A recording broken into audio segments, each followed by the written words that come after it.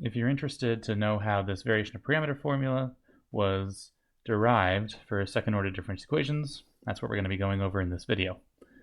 And it's not a very satisfying derivation. It's based on a couple assumptions that work out really well, but it is how it was done. It's how some famous mathematicians were able to come up with the variation of parameters formula.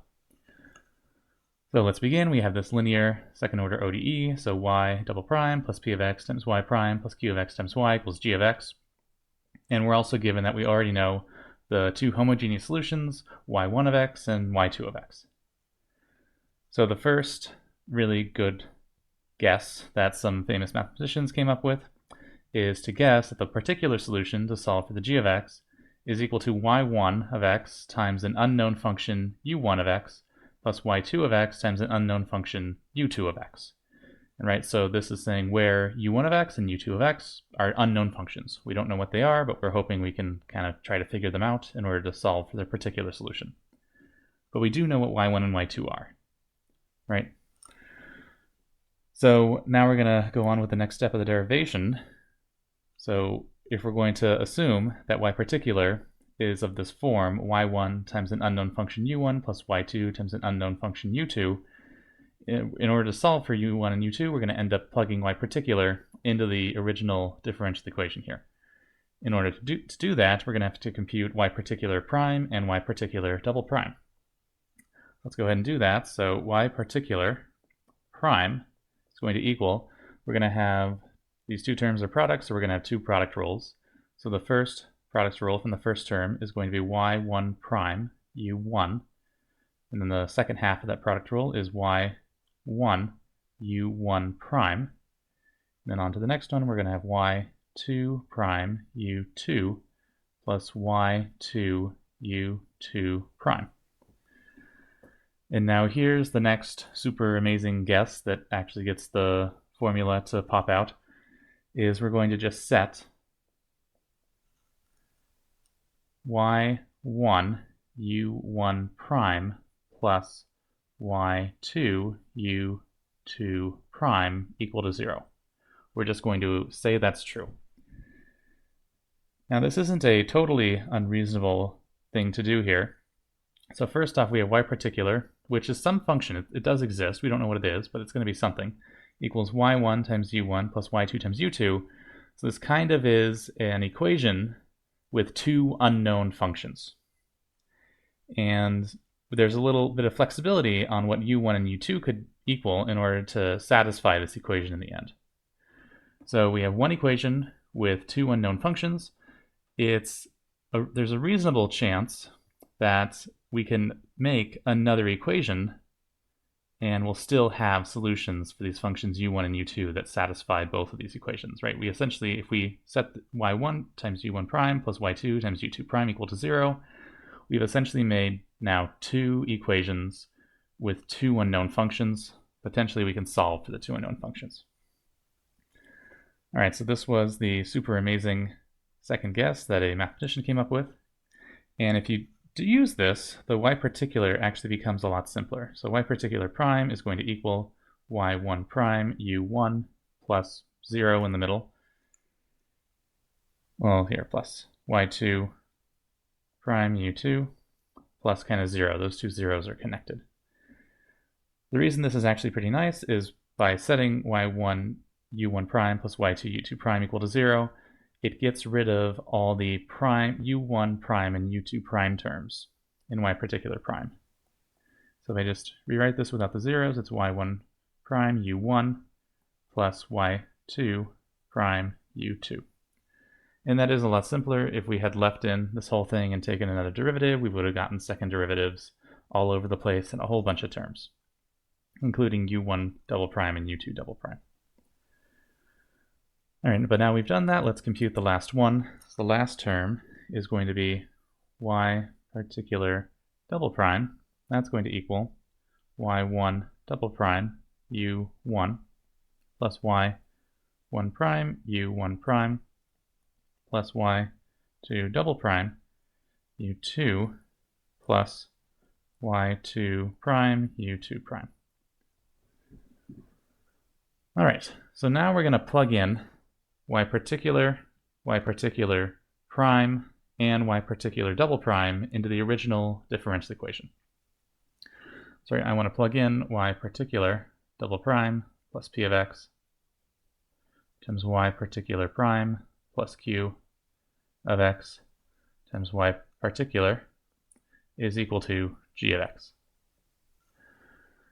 So now we get to plug all that in and have some great fun. So let's go ahead and do that. So we have, for y particular double prime, we have y1 double prime u1 plus y1 prime u1 prime plus y2 double prime u2 plus y2 prime u2 prime.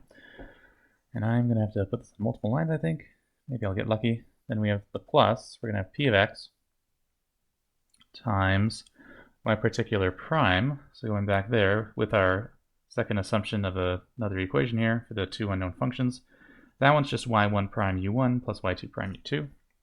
So y1 prime u1 plus y2 prime u2.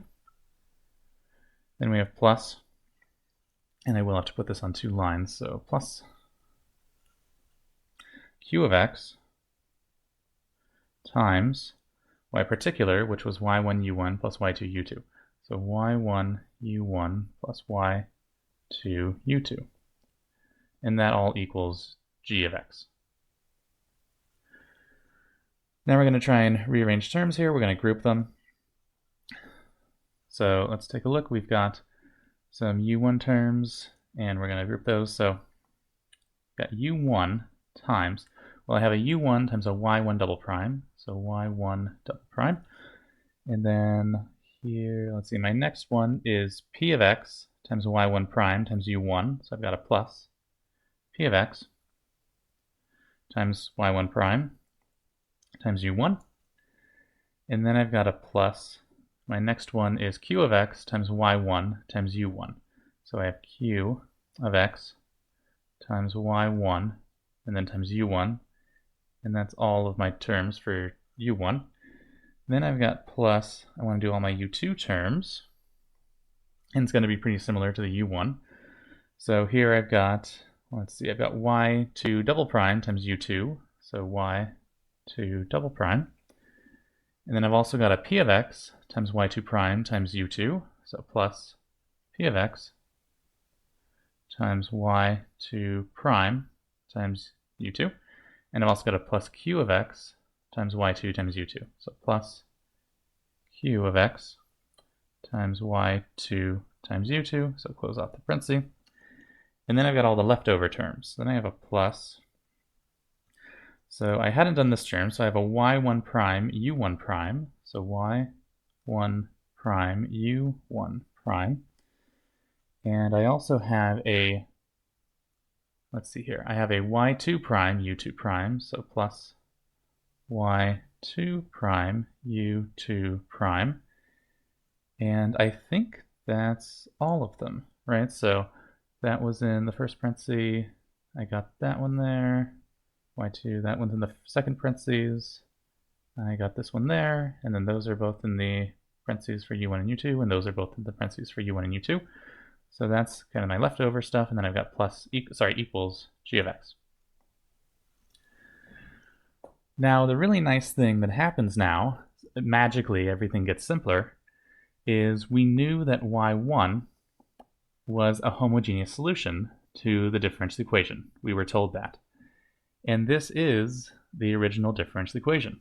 It's like we plugged in y1 for the function, unknown function y. We got y1 double prime plus p of x times y1 prime plus q of x times y1.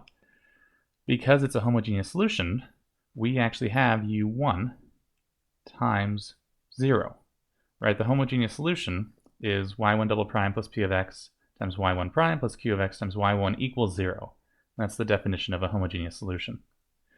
And so here we just have u1 times 0, so that whole thing disappears. And we also have u2 times 0, because y2 is another homogeneous solution. By definition, y2 double prime plus p of x times y2 prime plus q of x times y2 equals 0. It's a homogeneous solution. So we also have plus u2 times 0. And what we have left over is plus y1 prime u1 prime plus y2 prime u2 prime equals g of x. This is really nice because we've gotten rid of a whole bunch of stuff, and we've even gotten rid of, p of x and q of x. They don't matter anymore. It just depends on g of x. And the only equation we're down to is y1 prime u1 prime plus y2 prime u2 prime equals g of x. And now we have these two equations to solve. So we have y1 prime u1 prime plus y2 prime times u2 prime equals g of x. And we also have way back when we set y1 u1 prime plus y2 u2 prime equals 0. That's the other equation to solve. So y1 times u1 prime plus y2 times u2 prime equals 0. So we have two equations.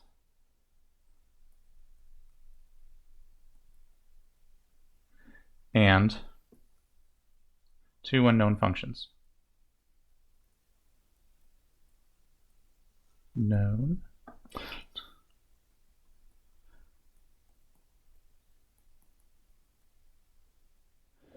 So now we actually have more of a linear algebra problem, and we'll actually solve it in the next page.